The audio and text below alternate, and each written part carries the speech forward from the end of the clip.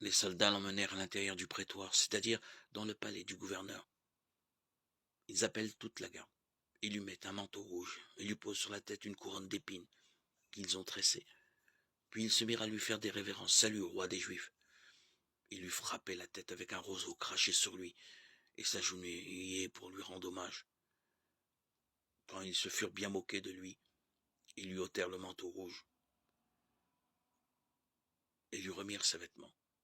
Puis ils l'emmenèrent pour le crucifier, et ils réquisitionnent pour porter la croix un passant, Simon de Cyrène, le père d'Alexandre et de Rufus, qui revenait des champs.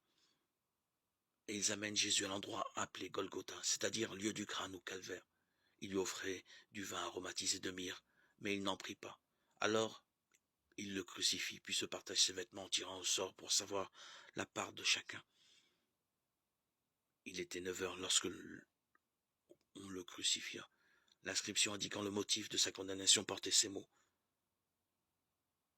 Le roi des Juifs. Avec lui, on crucifie 2 bandits, l'un à sa droite, l'autre à sa gauche. Marc 15, 16, 28.